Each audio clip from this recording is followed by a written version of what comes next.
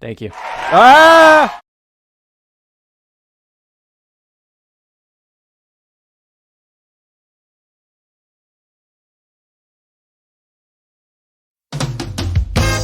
I'll be buried in my grave before I become a slave, yeah. That is what I heard them say way back in the day. I'll be buried in my grave before I become a slave, yeah, yeah. But it seems like since that day, we have sorely changed.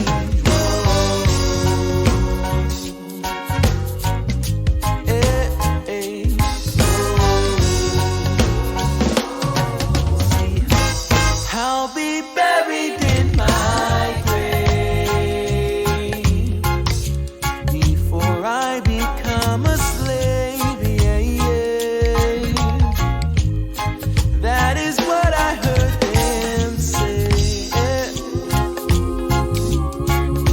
way back in the day. I'll be buried in my grave before I become a slave, yeah, yeah. But it seems like since that day, we have sorely changed.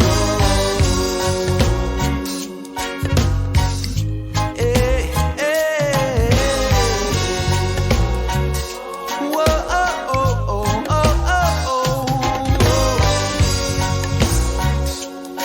whoa, oh, oh, oh, oh, oh.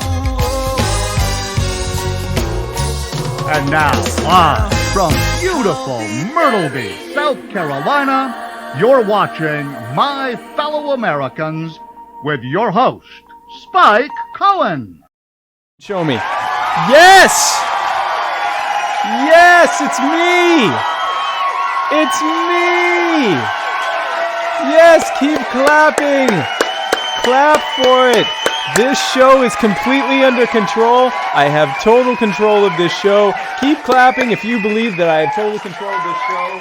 How would we know that you believe that I have total control of this show if you didn't keep clapping? Welcome to My Fellow Americans. I am literally Spike Cohen. I don't have any show notes for this show because I said to myself, I've got two friends coming on. What the hell do I need to even talk to you about and tell you anything that would make any sense? And so there's no real good reason for me to have spent any time telling you what I'm going to say prior to me saying it in this very moment. This is a Muddied Waters Media production. Check us out on Facebook, YouTube, Instagram, Anchor, Twitter, Periscope, iTunes, Google Play, Flow, everywhere. Go on the internet and type in Muddied Waters Media, and lo and behold, we will be everywhere on the internet. And when you find us all over the internet, be sure to like us, follow us, 5-star us, hit the bell if applicable. If there is a bell, hit that damn bell. And share this video right the hell now, this very second. The last thing that I want during this pandemic-inspired zombie apocalypse quarantine is for your closest friends and loved ones to miss out on a roughly hour-long libertarian podcast on a Wednesday evening. Be sure to give the gift of Spike Cohen today. Kids, love it. This episode, where are my pictures? There they are. This episode is brought to you by the Libertarian Party Dad Bod Calendar. Look at this sexy man. Look at all those sexy men who are all me, featuring me and 11 other slightly less sexy libertarian men. If you want to socially distance this social distancing quarantine season, how better to do it than to have sexy libertarian men calendars hanging from the outside of your home to let people know the kind of things that you're into.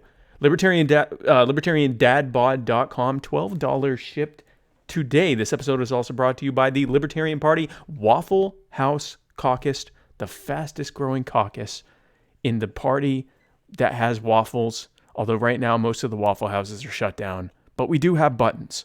So be sure to reach out to me about the buttons. This episode is is brought to you by the Vermin Spike 2020 campaign, promising you a chance to ride our ponies into a zombie-powered future with cheesy bread and badgers for all. And of course, this episode is brought to you by Henry McMaster, the governor of South Carolina, who's a bitch.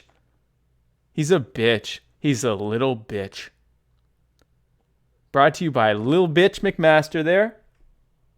So yeah, that's who it's brought to you by. Again, no notes. This episode. Everything from Muddied Waters is brought to you by Chris Reynolds, personal injury attorney. Chris Reynolds, attorney at law. ChrisReynoldsLaw.com. Be sure to go, and if you're in the Tampa Bay area and have a personal injury, I've got some fantastic news for you. Chris Reynolds, attorney at law, is here to meet your various needs related to injuries to your person. Chris Reynolds, attorney at law. I'd like to thank Le Bleu for my ultra pure water from Le Bleu. And this is a serious bottle. Look at this. Okay, you know that the bottles now, and they give you like the cellophane and it feels like it's going to fall apart while you're drinking it, and it like starts crumbling while you're trying to hold it. This is a solid plastic, like from the 90s bottle. This bottle says F you turtles and ocean culture in general. Bulavanaga. I'm totally... What about what? We'll get once you're on. Once any other people can hear you, then we'll be able to do that. What else is left? Oh, the intro and outro music to this and every episode of My Fellow Americans is brought to you by the amazing and talented Mr. Joe Davi. That's Jodavi. Check him out on Facebook, SoundCloud. Go to jodavimusic.bandcamp.com. Buy his entire discography. You'll be so happy. Shout out to Tehran Turks and Mom and him as always, guys. This episode is going to get even more messy than it already is, and that's saying a lot. This is the Matt-tacular. I had two of my friends who wanted to be on the show, both named Matt, and I thought I can absolutely create a show around that being real. And here we are.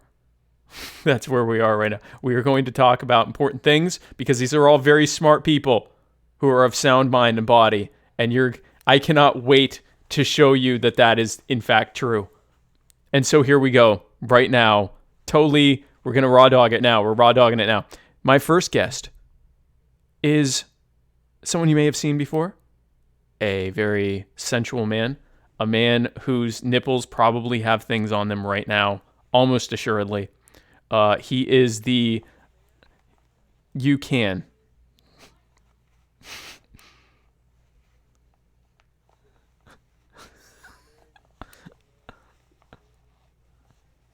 Oh yeah, he has a soft, buttery, golden throat. This man before you. His name. He is the.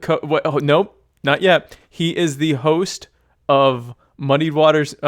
He is the co-owner of Muddy Waters Media with me. He is the co-host of the Muddy Waters of Freedom with me. The soft, buttery Muddied Waters of golden-throated freedom, and he is also the host of the Writer's Block sometimes. The amazing and talented Mr. Matt Wright, and then coming on to Muddy Waters Media in person for the first time, clapping for himself, barely visible, just not even trying to be seen, is the second vice chair of the Libertarian Party and a man who is probably going to single-handedly bring freedom and liberty to the, what is like, we're the low country. What is your area considered?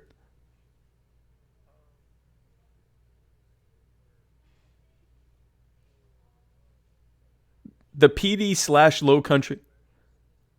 The PD/low country region of South Carolina. Mr. Matt Hicks, gentlemen, thank you so much for coming to the show. I hurt your face. I'm very happy to be here today.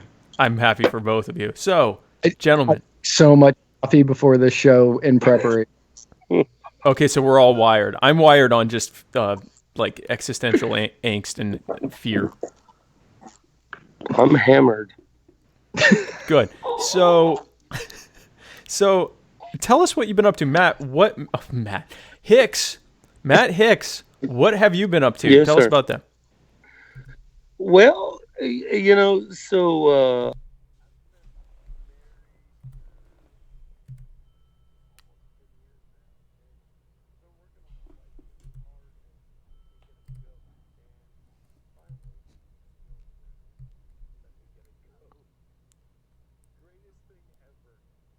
How is the goat working out?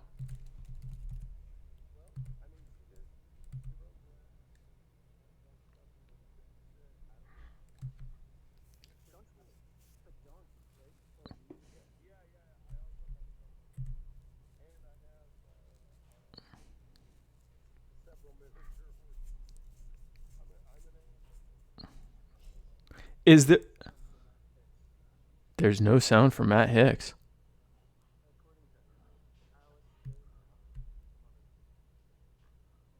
Here, say something, Matt.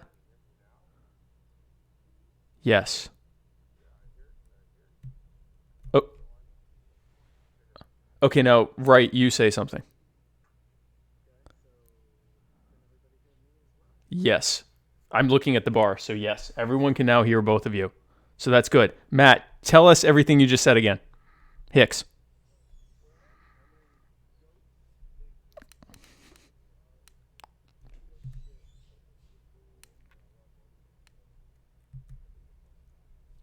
And your wife didn't want you to have a goat.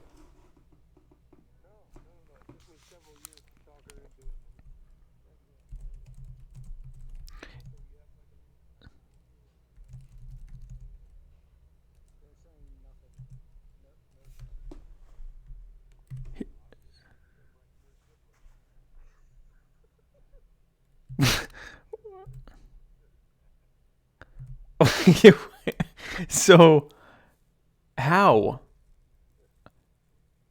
Can you hear Wright? Can you hear Matt Wright? Not you.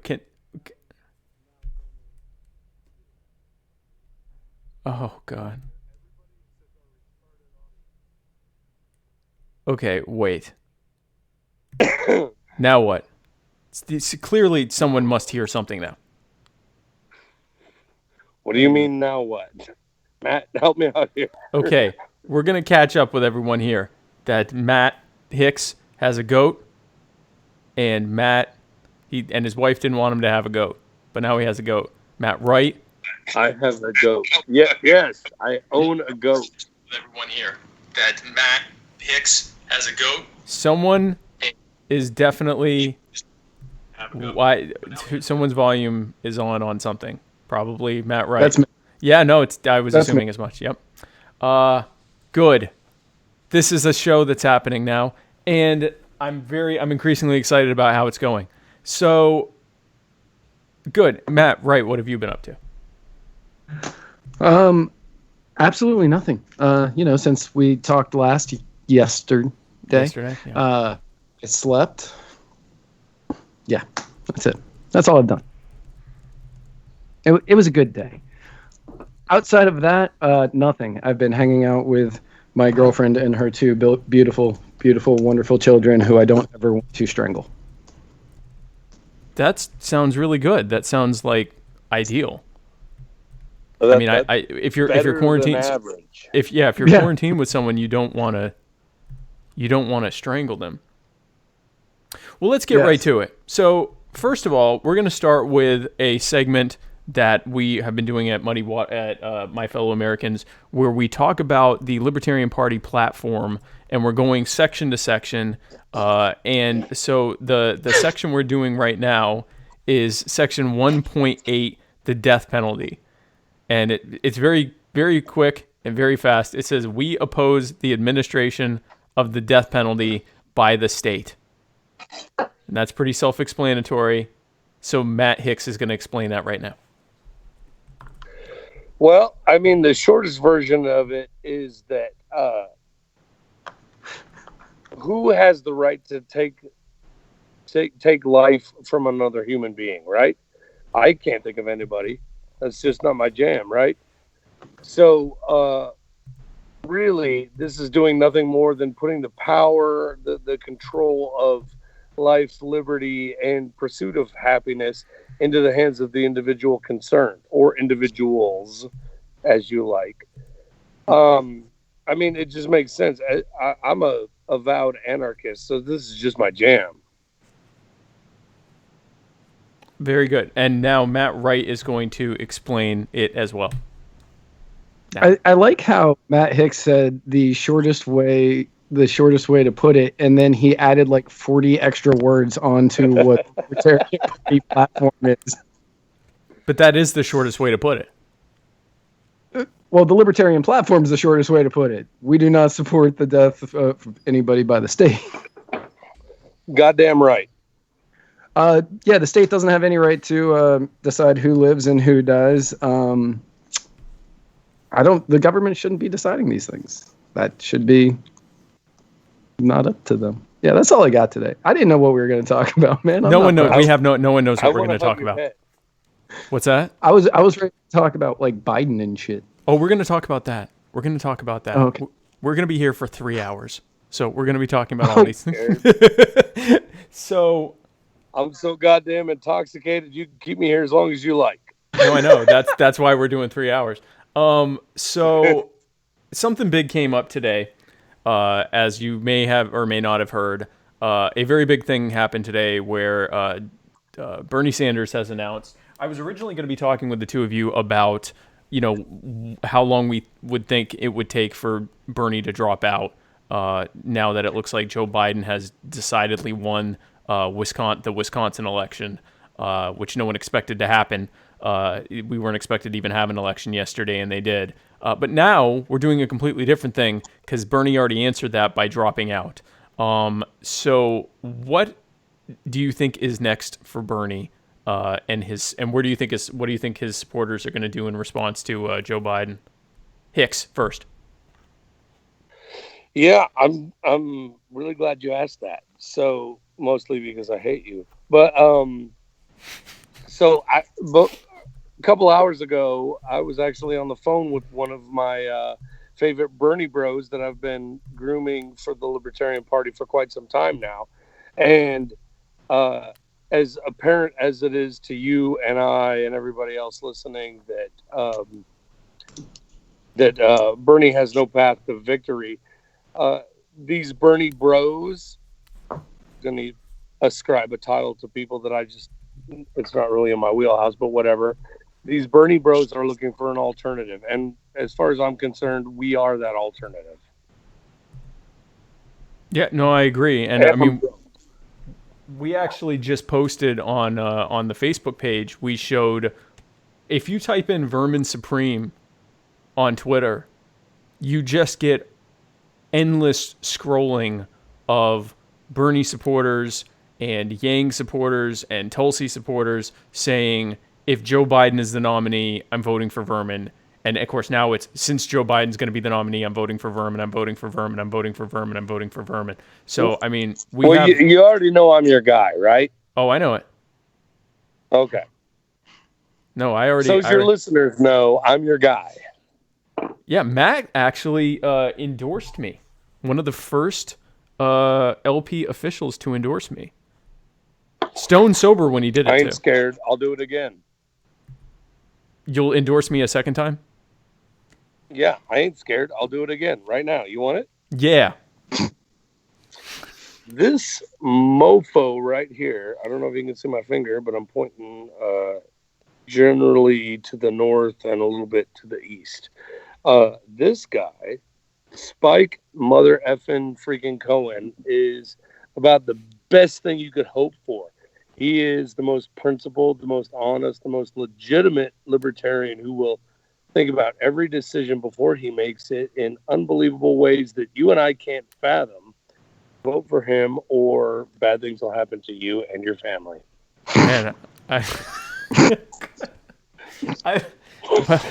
Stop laughing. Yeah, well, thank you for that last part especially. I don't know, Matt Wright. I don't know, Matt Wright. It's going to be hard to beat that endorsement. Am I supposed to endorse you tonight?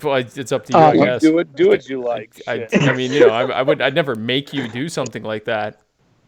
Spike is Spike is a very tolerable person, and he's not bad to hang out with, talk to, and in all fairness, no matter who Joe Biden chooses as his running mate, it'll be a funnier debate if Spike is on that stage. So I say we vote for Spike just for the debates. Just for the debates. Goddamn right. So, if for no other reason, how much more? Because a debate with Mike Pence and probably Pete Buttigieg, or no, Biden said he's picking a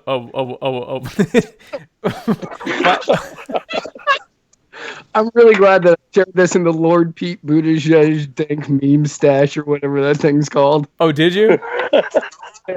Oh, good. Shout out to the dank meme wine cellar crew over at whatever the Lord Pete Buttigieg's casual imperialist wine cellar of memes or whatever it's called. Thank you for tuning in. Just go with it. Just go with it. Thank you all of you for tuning in. So I mean, if you picture a debate between Kamala Harris and Mike Pence, that's not going to be entertaining.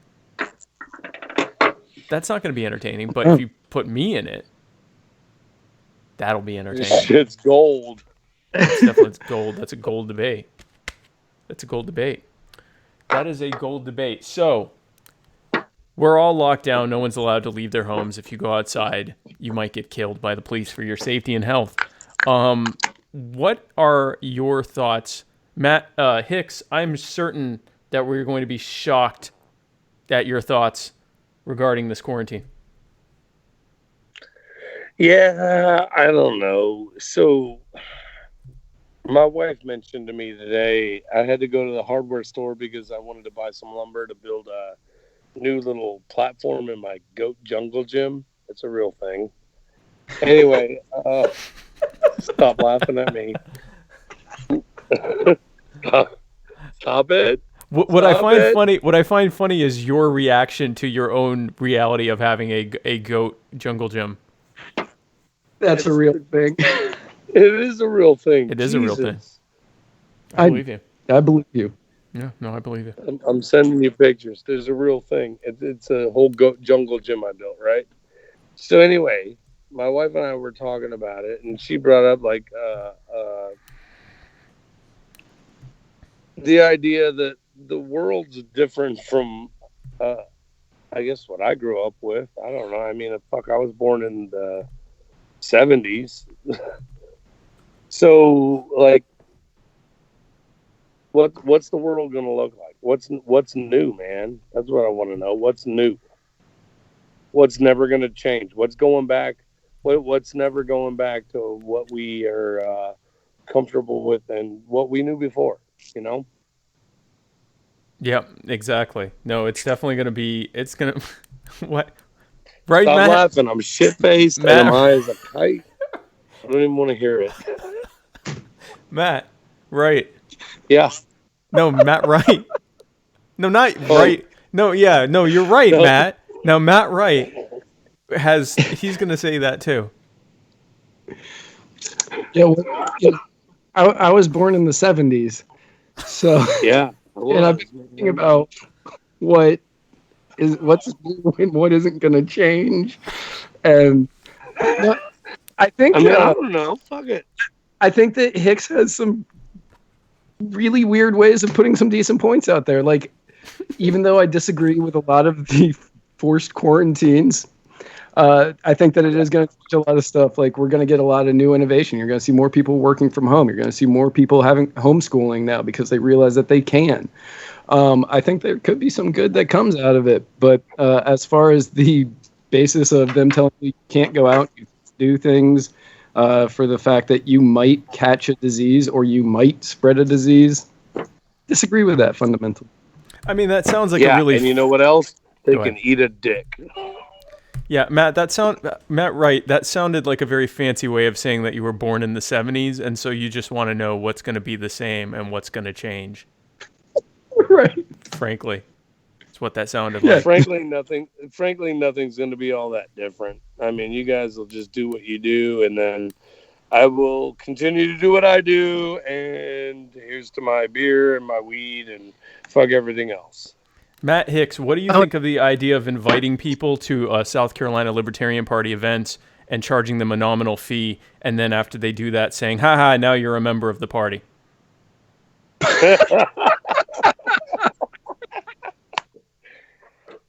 Well, as the second vice chair of the South Carolina Libertarian Party, I am wildly against everything that you described. But as the second vice chair of the non-existent Georgia Party, I think it's great. Because that's why Matt is even a member of the Libertarian Party. Matt, tell us how violated did you feel in that moment when you realized that you now, against your will, basically, were a member of the Libertarian Party? I when they said, yeah, you got to pay to come to this thing, I was like, all right, whatever. Like, I wasn't happy about it, but I figured, okay, yeah, I'll give them money because they're third party people and they need it. And then, so I gave them the money, and then they were like, oh yeah, now you're a member of the Georgian Libertarian Party. I was like, I don't live in Georgia, so we don't care. and I'm a voting member. Like, I don't know if I can like Skype into meetings now and Yes. try to vote, but Yeah. No, you can definitely just Skype do in. it. as a person who left the Florida Libertarian Party many years ago and decided never to be a member of another political party ever again, I feel tricked. I feel tricked and just abused by Georgia. What I like is that you don't live in Georgia. In Georgia. Like you don't. So, but you're a member. The fastest Yeah, I'm a growing member. third party in Georgia. Certified. So let's go through some of these comments. I'm going to possibly open. Well, I already said I would. So I'm going to open this show up to calls shortly, and there is no way I will regret that. But let me. Not at all. There's no way. Let's go through the calls here, or through the comments. Chase Oliver says, he asks if he can get drunk and come on to discuss Stonewall in June. Yes, we're gonna do that. We're gonna have a drunken gender and sexual minorities rights direct action episode. Absolutely. That's definitely happening. I'm totally down with that. I fucking love everything that you're saying. I love everything that Chase is saying. You guys are you're the balls. I love all of it. We're going to do the balls in June. And we got a lot of Vermin Supreme for president. Chase Oliver, got an endorsement there. Chase Oliver, who is the chair of the Libertarian Party of Atlanta, endorses me for vice president, even after watching this. So that tells you a lot about his judgment of me. That even despite, not because of, but despite it also shows a lot about who's running for VP besides you. What's that? It also says a lot about the people who are running for VP besides you. There are many layers to that statement. Spike, if I may hijack your show for a second, Absolutely. Is this a good time to tell Matt? That. So, Matt, you and the entire world should know. I want everyone to know that right now, as of right mother effing fucking now, I am announcing for the Libertarian Party vice presidential nomination.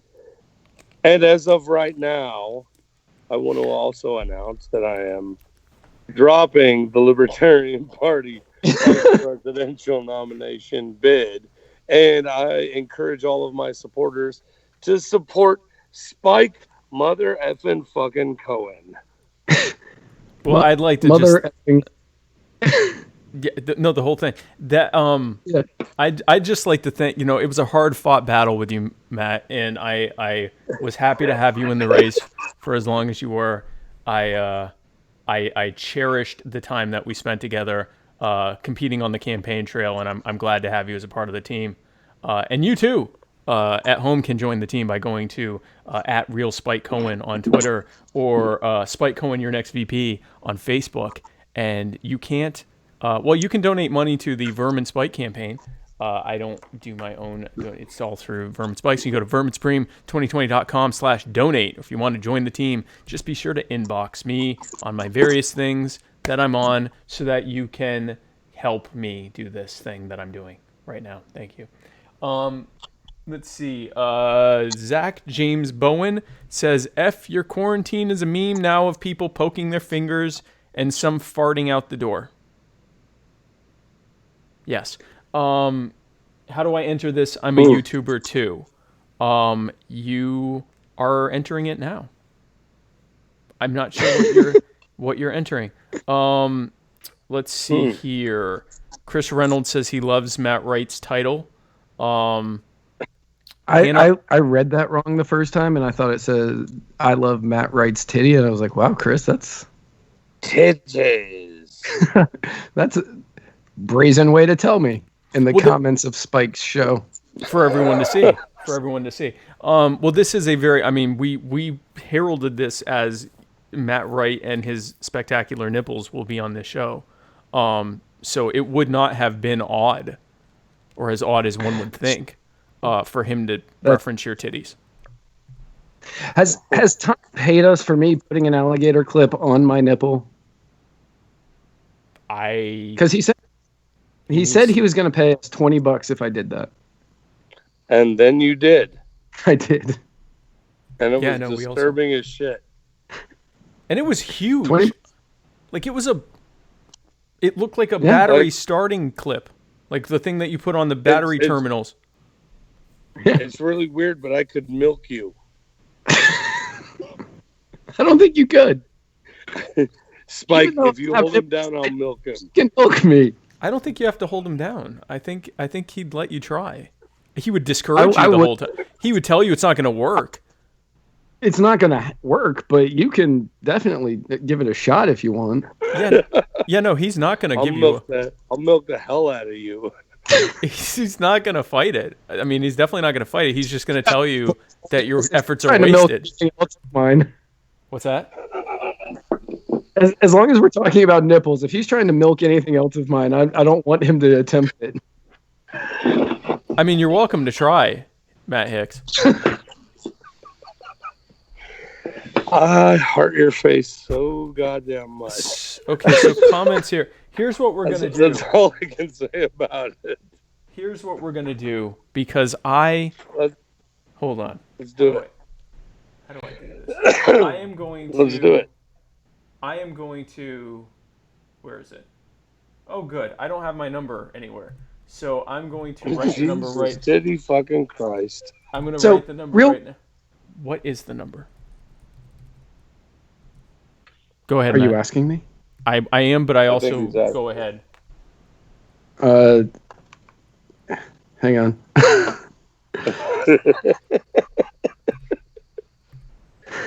I have no idea what our phone number is. We so rarely use it. I know. I don't call it ever. About... It's like 813-644... So far, everything's sounding right there. 830202. I don't... It's text 330-30330. I think I saved it in my phone. Yes. 644-2722. 272. I was close. I was pretty damn close. Yeah. There. So. Do you think so?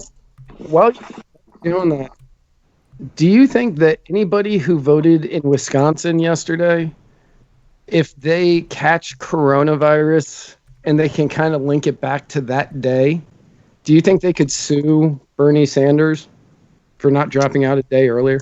I sure hope so. What do you think?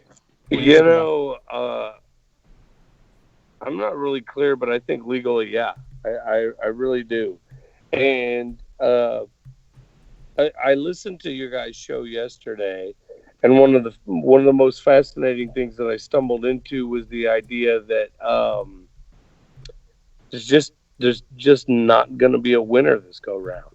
Like, both the Dems and the Republicans are going to have to just eat that shit-sickle and say, sorry, we couldn't pull it off, you know? So And that's true. Like, I mean, Trump. You knew Trump was going to be the guy. You knew that was going to happen. Yeah, And, it makes me sick to my stomach. But yeah, I absolutely knew. right. And the people who support him are going to say, yes, this is the guy we want in there. For Right. the most part, the Democrats. Biden was polling at what 35%, slightly over a third, and even toward the end it was up at like 50%. But the 30% that was going to vote for Bernie, they're not switching. They are absolutely not switching. They are going to, like many of the Bernard brethren that I've talked to, they're going to vote for whichever third party candidate has the best chance of getting the 5%. right. Point over your shoulder towards Spike. There it is. And my automatic go-to in this is that stop pointing over your shoulder. We already know where he's at. My go-to in this is that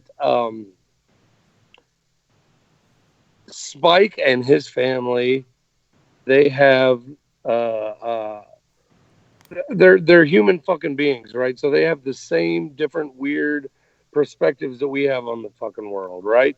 Mm-hmm. He's got it, man. I mean, we're good to go. There's nothing.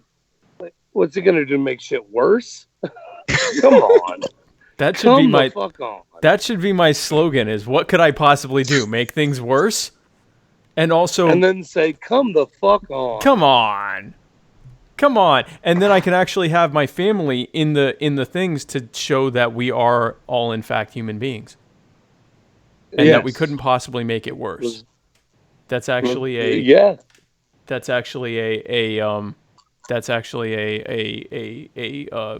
campaign slogan, that we couldn't possibly make things worse. But we could. Let's definitely do it. Well, that was your slogan you came up with, so let's do it. Let's fucking all right then. We're gonna do it. Okay. We're gonna make shit way Those worse. two very contrasting vice presidential campaign slogans. What am I gonna do? Make things worse? And yeah, I'm definitely gonna fuck shit up more. Let's do it. I mean, I'm not saying. I mean, I'm saying we could make things worse, but we're not going to. Probably. We're probably not going to make things worse. In all likelihood. The odds of us making things worse are Very surprisingly small. Shockingly small. You would think we could make things way worse, and yet not but so much. We can't. We actually cannot. How does that even happen? It doesn't happen. It doesn't happen. So let's go. And yet here we are. So we've got. Oh, it's only. So the phone is. Oh God. So the number is only on your screen. It's only. Yeah. Good. All right. We should answer it. Let's do it. Let's do it. So guys, if you're watching this out there on the internet, call in and talk to us, and you can tell us what you think about the things that we have said. Totally so far. Have my undivided attention. You have our Oh, here we go. So we have a call from a 240 number. 240 area code. Thank you for calling in. Who is this? This is Zach Bowen. I just texted in on your comment screen. Hello. Hey, Zach. How are you doing? Oh, I'm doing good. I come from a YouTube channel where I review a bunch of different marijuana strains. I know the libertarian community has been way into marijuana, so I wanted to step in. I know a lot of my viewers are on here. Cool. So you wanted to hear our take on marijuana and legalization and all of that?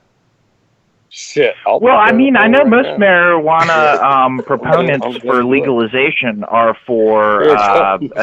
in the Libertarian Party. It doesn't seem to be a Republican Party thing. No, it definitely is not. We are big supporters of not just legalizing marijuana and really legalizing substances in general. We've got one of our guests, the vice chair here of the South Carolina Libertarian Party, who is actually expressing in no uncertain terms his feelings about marijuana legalization. And but we're not only in favor of legalizing it, but we're in favor of deregulating the market so that people can actually make their own choices. Because there are some states that have legalized it, but they've created such a barrier to entry for anyone that wants to sell it, and so many taxes and fees involved to buy it, that there's still a black market just because a lot of people can't even really afford the weed in the first place. And so go ahead. Oh, I would just like to say I'm about to smoke up just because, Vermin Supreme always smokes up because I think it's legal in his state. But blue coal, totally legal in my state. I bought it from a legal dispensary, and I just want to let everybody know, if you vote the right way, you get to go to a legal dispensary too. Yeah, absolutely. Thank you so much for calling in, Zach. We appreciate it. Oh, you have a good one. Zach. Love the Libertarian cause. Thank you. What was that, Matt? Matt Wright? Matt Wright, I don't think anybody can hear Zach. We couldn't hear Zach. Shit was great. Wait, no one could hear them? No, I heard you talk. I knew it was about marijuana. As I'm sitting here smoking a big old fatty. Okay, hold on one second. 707 area code. Okay, 707 area code. Thank you for calling in. Who is this? This is Brendan Nelson out from California. Shit.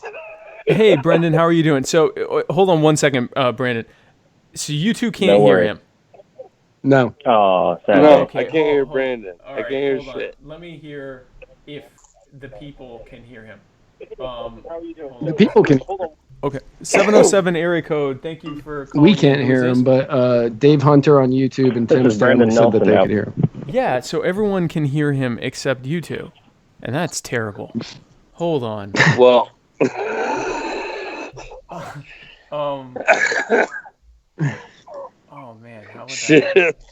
Why can you? Matt, help us out. Yeah, Matt Wright. How do we fix this, Matt? Right. Well, I mean, when I have it running through a soundboard that's coming from 3 different computers, so. What's a soundboard? Well, that doesn't help us in any way. Explain a soundboard to Matt Hicks. At all. I don't know what kind of setup you have. I'm using voice. What's the setup? Digital. I'm using voice meter, Matt. Okay, so Brandon, on your computer, making it digital. Correct. So, Brandon, if you can ask me your question, and then I will ask your question to our august body of people here, and then we will answer it. Well, actually, my question was for you, Spike, and I was wondering, before I decide who I'm going to endorse for vice president for the nomination, I was wondering, just for sake of argument here, which of the 2 endorsements did you prefer, do you value highest? Would that be Matt Hicks or the Libertarian Party Authoritarian Caucus? Oh, goodness. Well, that's really a good question. So thank you for asking that. Brandon asked me, before he makes his decision of who he is endorsing for vice president, which endorsement do I like better, the Matt Hicks's endorsement or that of the Libertarian Party Authoritarian Caucus? And it's difficult for me to choose because even though Matt is a dear friend whom I love very, very much, the Libertarian Party Authoritarian Caucus promises to really support me if I do decide to go rogue and become like an actual like iron-fisted dictator ruling over the world as I see fit, arbitrarily and enforcing things without any real moral basis behind it other than my own naked ambition for raw power. But I really, really love Matt. And so this is a tough one. And I have to go with Matt. All right. I'm sorry. Well, so follow up question really quick then. This is a chance for you to redeem yourself. Okay. That's now, all I got. If really you are I elected, want to make out with you. do we still get to throw people arbitrarily in the badger pit?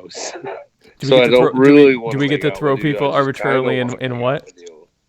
Into badger pits. I believe that one of the campaign promises for your campaign is honey badger pits for all. Is that not correct? Kind of want to make out. So, in theory, ultimately what we promised was a badger, and we didn't really get specific. When it comes to badger pits, throwing people in badger pits as a form of punishment, I am okay with that. I think it depends on the punishment and proportionality. But yeah, in speaking broadly, I think that throwing people into a pit filled with angry and or hungry badgers might be a good way to deal with quite a few things, way more things than one would think.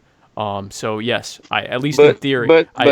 But ultimately, it depends what we can get through this do-nothing obstructionist Congress. Remember that.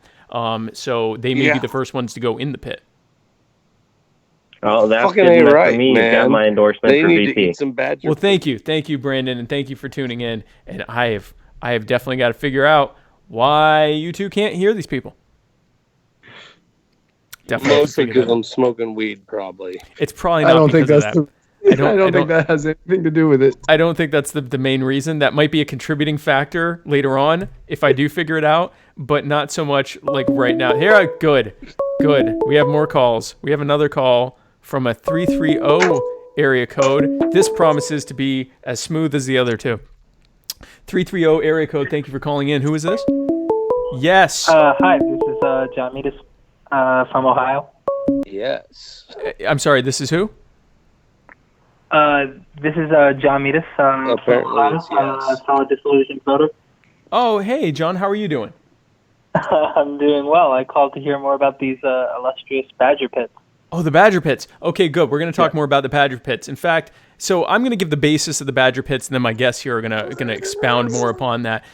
The idea is that I have a 10-point verbal agreement for an even better America, and promise number 10 of that verbal agreement is literally just a badger.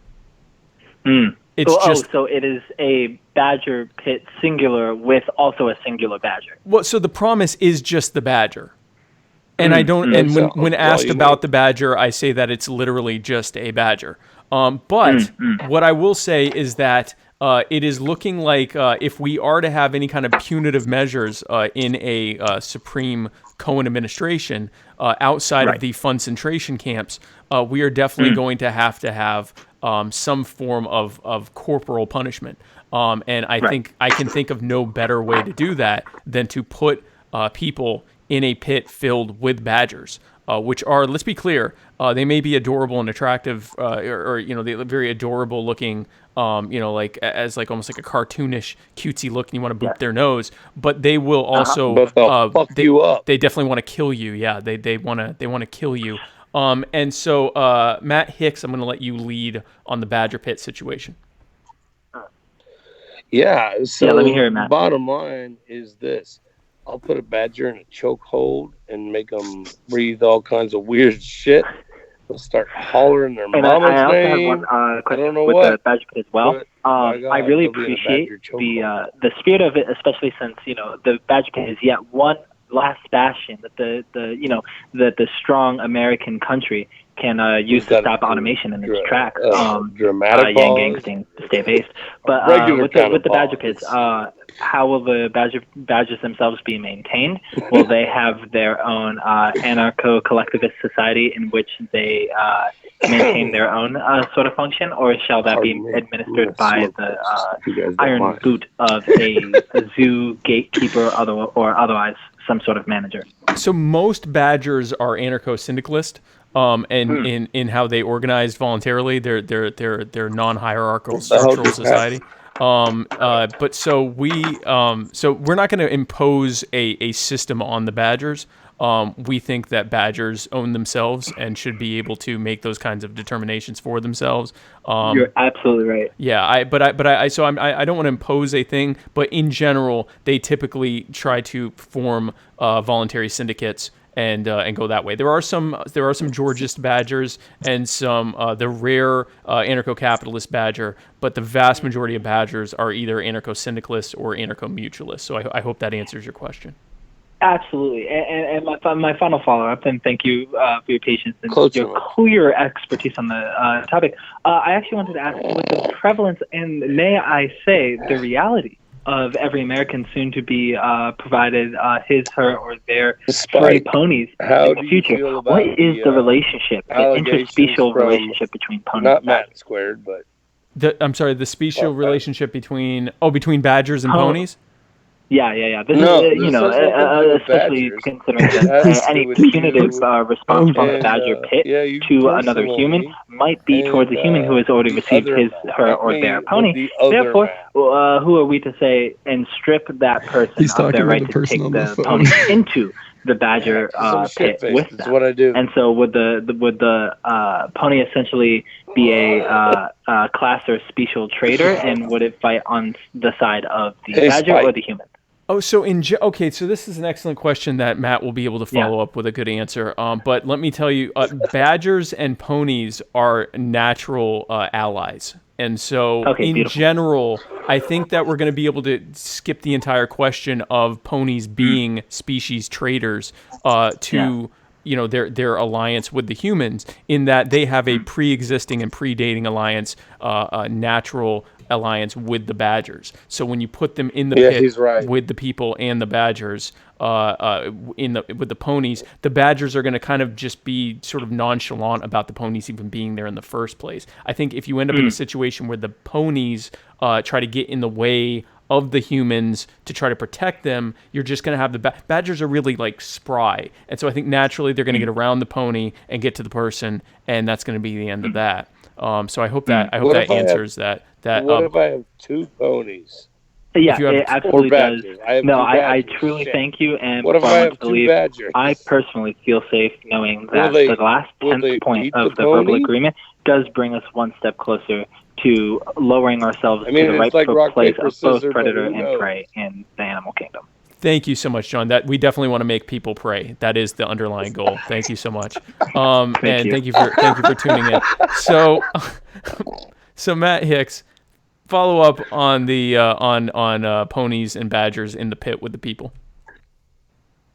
Yeah. So badgers can't swim, so they can never survive in the same pits as humans. I mean, it's just a goddamn absurdity, is all I can say about it. So, but there's no water in the pit, is there? Or in the pit? Is there or is there not? Do we need to go all goddamn deconstruction on this shit? Because I'll go Jacques Derrida. I mean, fuck it. Where do you want to go with this? Matt Wright. I was picturing it more. More like the Rancor pit from Return of the Jedi, where you get dropped in, and if you can get out, you're good.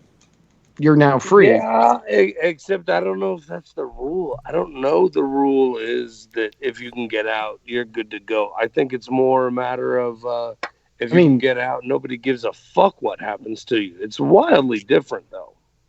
Yeah, and I think we're doing a lot of whistling past the graveyard, thinking that many people are going to be getting out of the pit in the first place because it's filled with badgers. Right.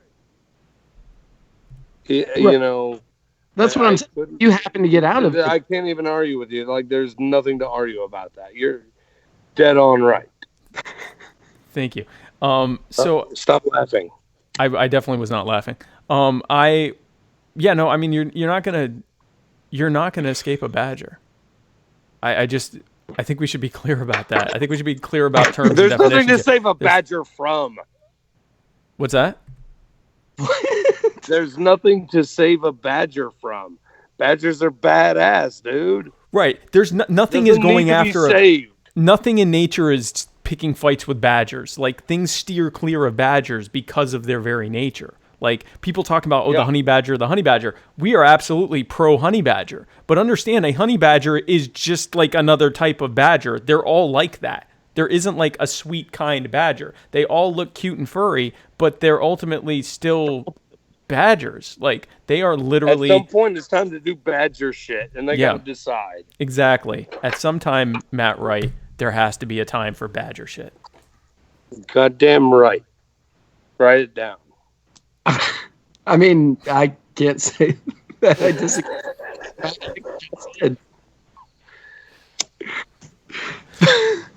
He seems to be the utmost authority on badgers, so I'm going to have to cede to badger-related topics. Thank you. Wise choice. Thank you. Oh, good. We have another call. We have another call, and I just wish I knew how to make this where you could hear it too. But we're going to take this one. Actually, 217 area code. Can you do me a favor and wait 2 minutes and then call back? Because I'm going to try something else. You hung up on me. Bitch. Hung up on me. What? Can you do me a favor? No. Because I suspect that if I pull this up in something else, that you'll be able to hear it. Are you talking to me? Nope. No. No. I'm good. I'm definitely not. So we'll see when the next person calls in. Let's go through some of these comments here.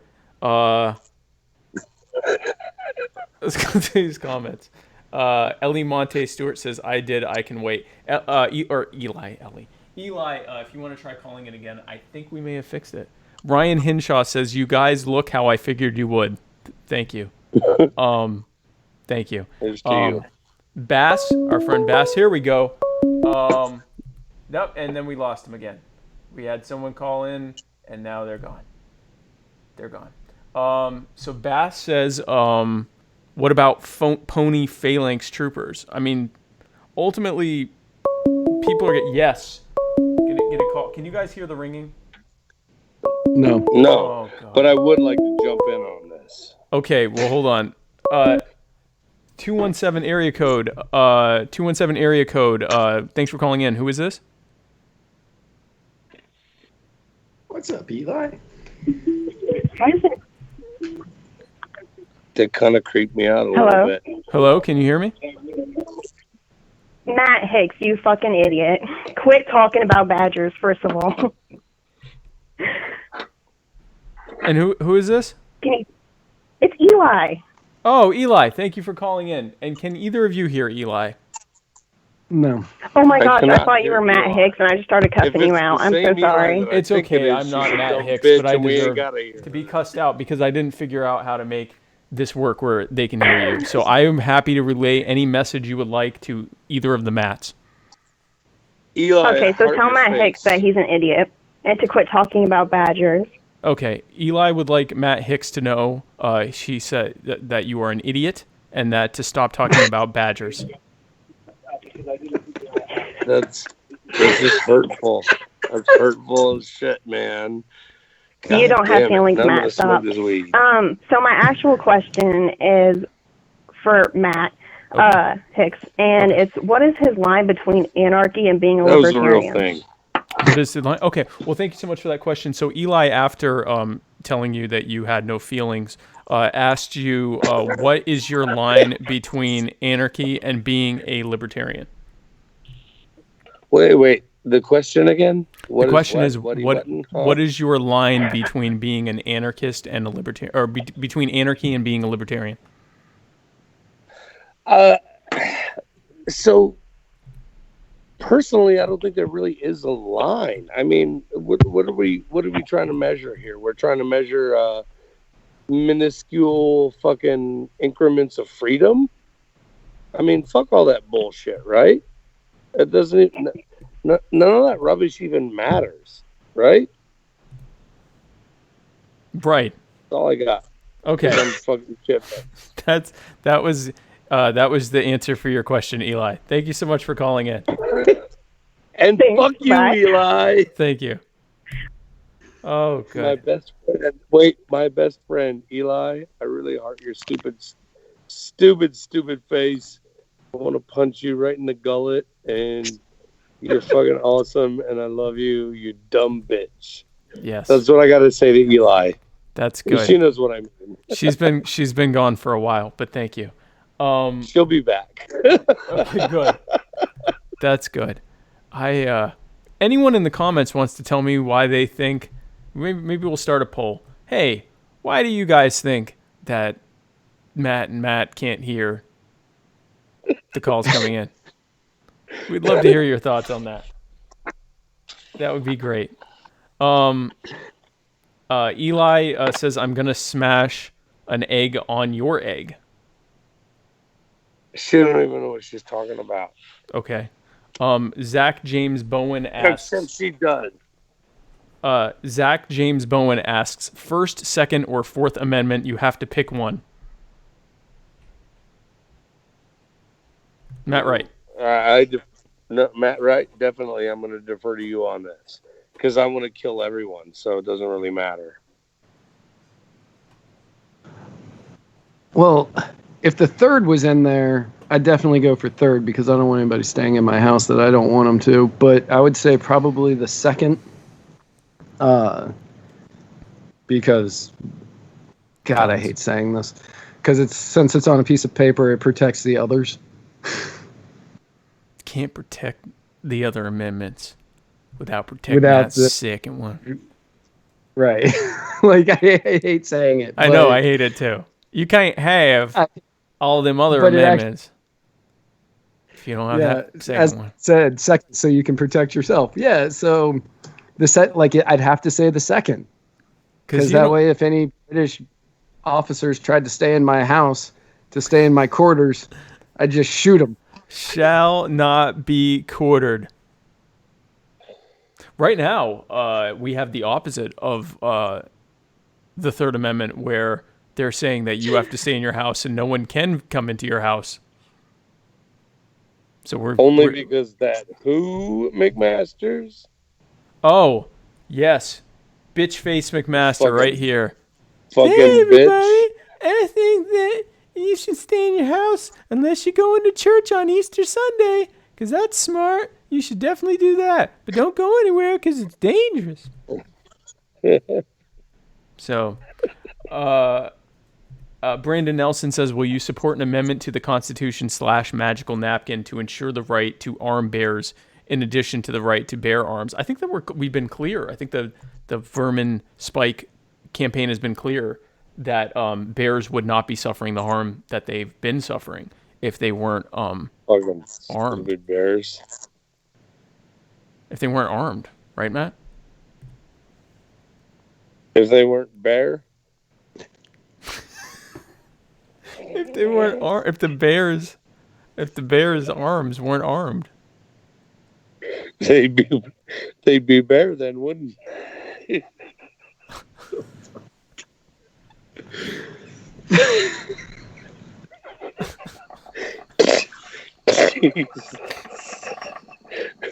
Take the wheel. I can't. Oh, okay. Oh, God.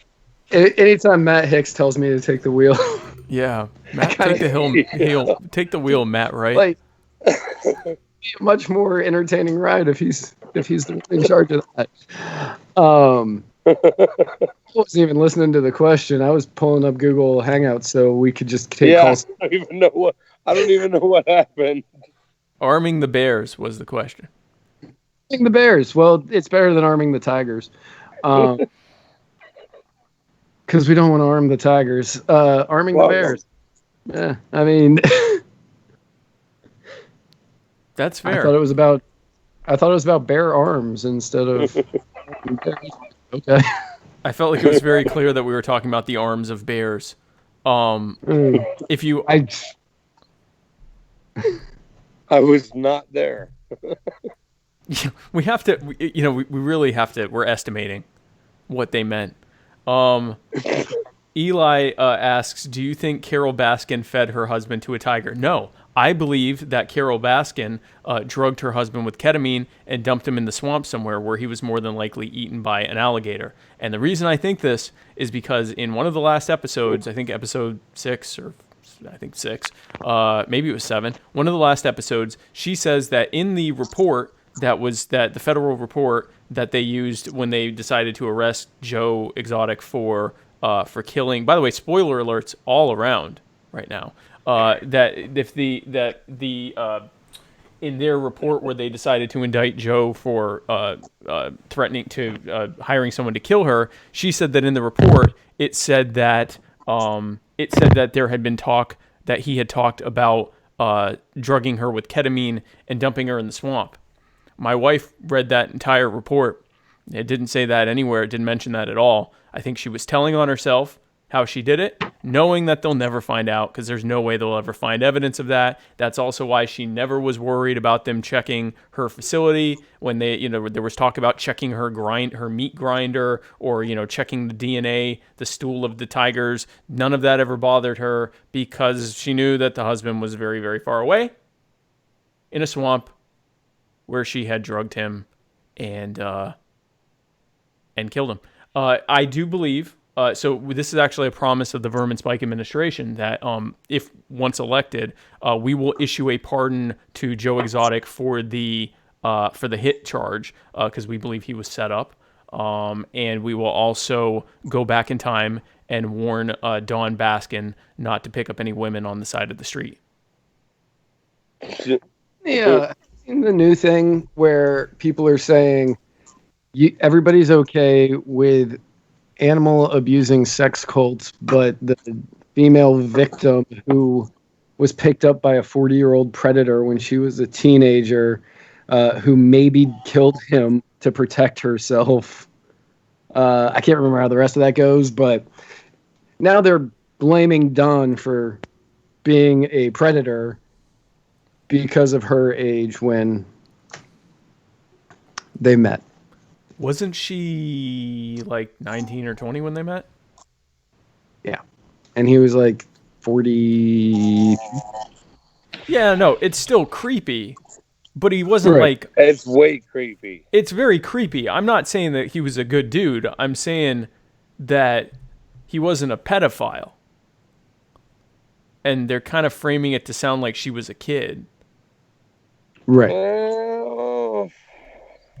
I don't know. The jury's still out as far as I'm concerned.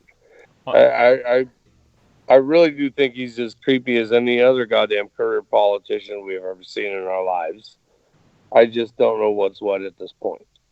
Well, he is dead now, so it's not as important. But the so we got a question. Is Joe Exotic actually a good representation of a libertarian? No, Joe Exotic doesn't know what libertarianism is. Even a little. We do support. What's that? Joshua Dial pointed that out in epic fashion. Yeah, he had no idea what it was. Joshua Dial. Yeah, Joshua Dial. Yeah, he had no idea. My new Facebook friend, by the way, Joshua Dial. He said that Joe had no idea. Doesn't know what libertarianism is. Now we do support the rights of polygamously married gay thruples to protect their tiger zoos with automatic weapons and explosives. But almost perfect. Yeah, but is his she said, isn't it just being gay and guns? That's a big part of being libertarian is gayness and weapons, but that's not it. Those are two deal breakers to not have. But you do have to be gay and own weapons. But you don't have to, there are other things that are part of it that are arguably more important than being gay or owning a gun. I mean, arguably more. Let's see what else is here. In a libertarian society, how does the community deal with child abuse? Hicks, you want to take that one? Not particularly, but I will. So there's no way that this comes off as anything other than weird communist shit, right?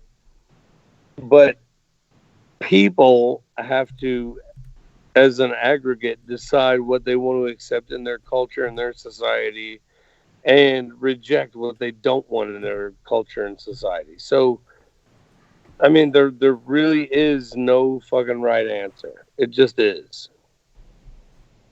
So more And like I'm high as shit. individual communities and neighborhoods and communities societies are gonna decide what their standards are for how to deal with that kind of stuff.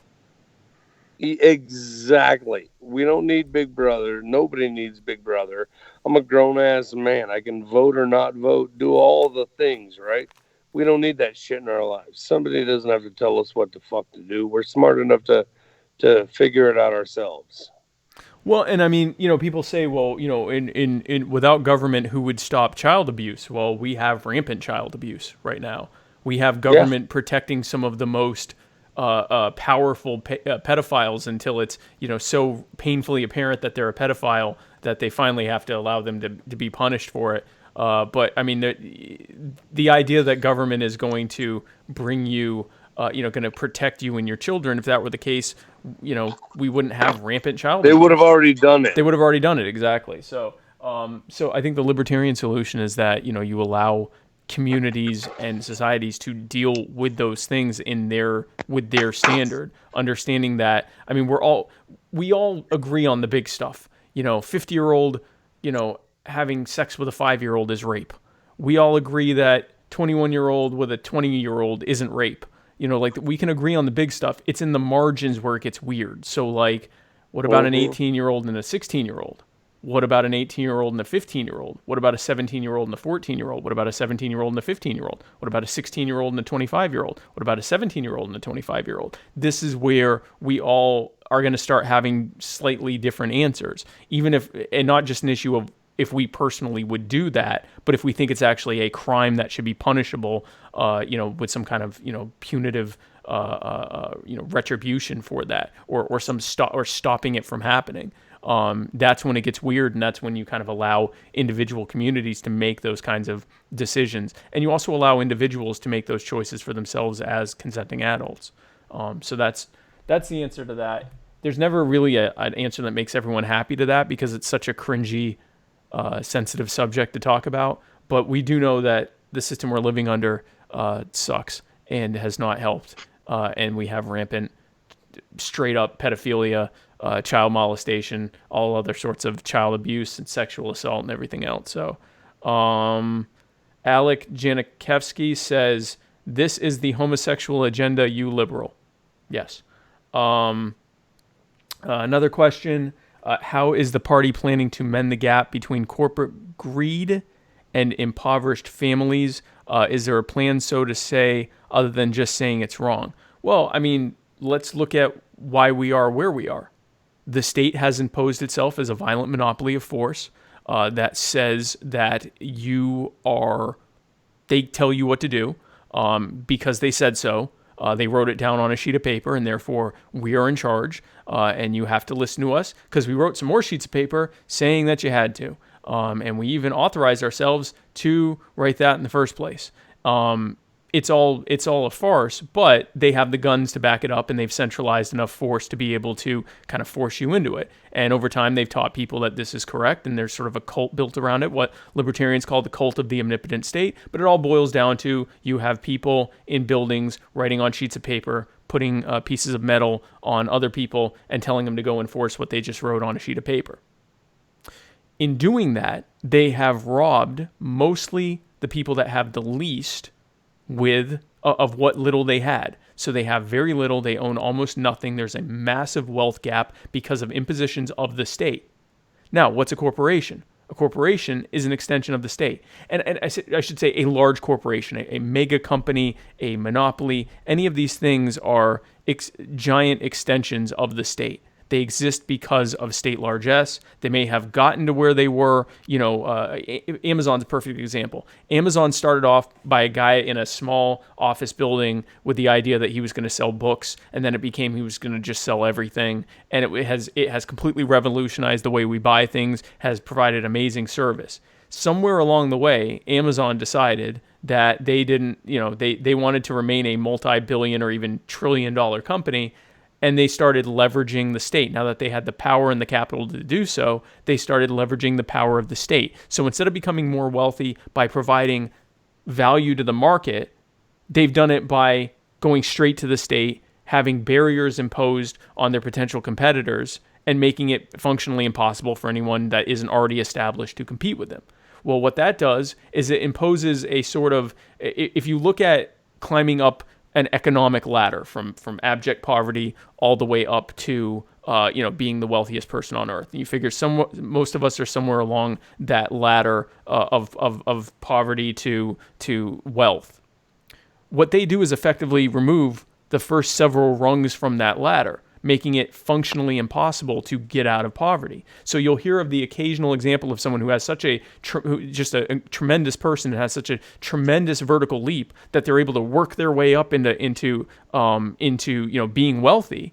But for the vast majority of people that are in poverty, there are too many structural barriers in place. Occupational licensing laws, zoning laws, NIMBY laws that make it impossible for them to do business out of their homes and properties, taxes and fees that are imposed on them, disproportionate enforcement of laws on communities of color and poor communities and gender and sexual minorities that keep these marginalized communities marginalized and poor disproportionately to the rest of society. It is designed to keep them in place. And any so-called program to make them richer or to make them, less poor, effectively is something they're paying for. So if I introduce a new welfare program and I say that it's to help the poor, first I have to pay for it. And the way that I pay for it is through taxation.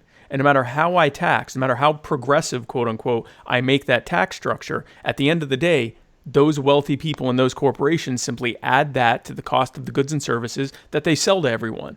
And so the higher of a percentage of your income is being spent on consuming things, just basic goods and services, the higher your de facto tax rate is, the higher a percentage of that overall taxation is being paid by you. So all taxation is ultimately paid by the people with the least, and then it is then funneled to the people with the most because, okay, great, I've given you welfare. I've given you a housing voucher, which you give to your landlord or apartment corporation. You don't get that money. They do.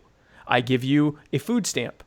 I give you food stamp cards, EBT card. What do you do with that? You go to a grocery store. You go to usually a very large corporation and give the money right back to them. I give you a Medicare for all, or I give you Medicaid. What do you do with that? You go to increasingly large medical service providing companies. Some of them are now, multi-state, regional, giant national companies.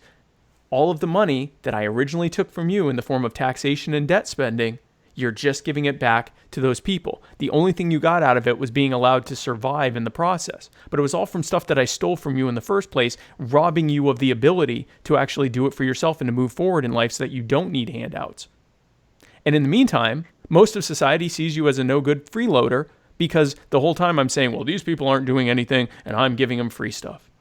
So the function of major corporations and that gap between the wealthy and the poor is not going to be as wide. There will always be some gap between people based on just their individual merit, their individual some people are more driven for money, some people are less driven for money, but this gap between the poor and the rich is entirely a function of the state. And without the state, we wouldn't have the same level of gap, anywhere near it. And we wouldn't have, people that are mega billionaires who haven't actually produced anything in decades. So we wouldn't have that. And we lost Matt Hicks. Matt left out a while ago. He met during one of my impressive rants. Let me see if I can get Matt back. I wonder if his phone died. I bet his phone died.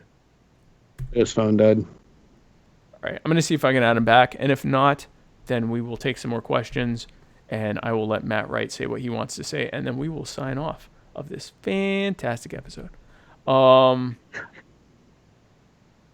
Bass says, does capitalism even exist if mega corporations just become a government themselves? And that's the thing. In order to have a voluntary society, you have to remove coercion. And so are there going to be large companies and firms that are providing such great service to the market, great value to the market that they become big? Yes. The moment that it becomes coercion, it's something that has to be resisted. The moment it goes from, hey, we're going to give you the best deal to, hey, you have to use us, we're going to make you use us, they're now crossing a line into coercion. And that's when you can use whatever defense is necessary to stop that. Because yes, that becomes a government. That becomes a de facto state. Anything that starts as voluntary and someone says, hey, this is such a great idea, we should make everyone do it. That's when it becomes a state, and that's when we should resist it. Whether it's an actual self-described state like the United States of America, or any other government or whatever, or if it's in some utopian post-state society that some company decides it wants to be the quote-unquote government in place, it has to be resisted, and it has to be watched for in the first place. That anyone trying to coerce others has to be resisted before it can actually become powerful enough to be in the situation we're in now, where we don't really have any hope of resisting in an effective way, other than with our voice and with our vote and our advocacy. And Alec Janikowski mentioned 75% of the War on Poverty's budget goes to government. It goes into, so 3/4 of the money that gets spent and it gets taken from mostly people who have the least, gets wasted in government red tape and bureaucracy. The remaining 25% is given back to you as crumbs, which you then have to go and spend with big companies. And the whole thing is it is phrased as though they helped you out, but the reality is they robbed you at every step, gave you a little bit back that you immediately had to hand back to the rich, and then frames it as you being a freeloader or a poor victim that's being helped by the benevolent state. It's a shell game. They've robbed you. They've robbed you. They've stolen from you, and they give you a little bit back.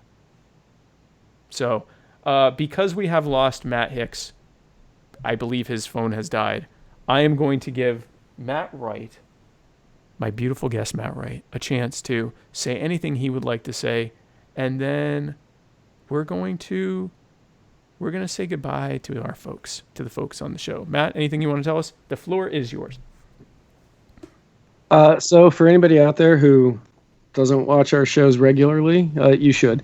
And also, if you are watching this just because Spike is Vermin's VP, you should tell all of your friends to vote for him. And we need to get, I think it's 15% to get you guys into the debate. Yep, 15%.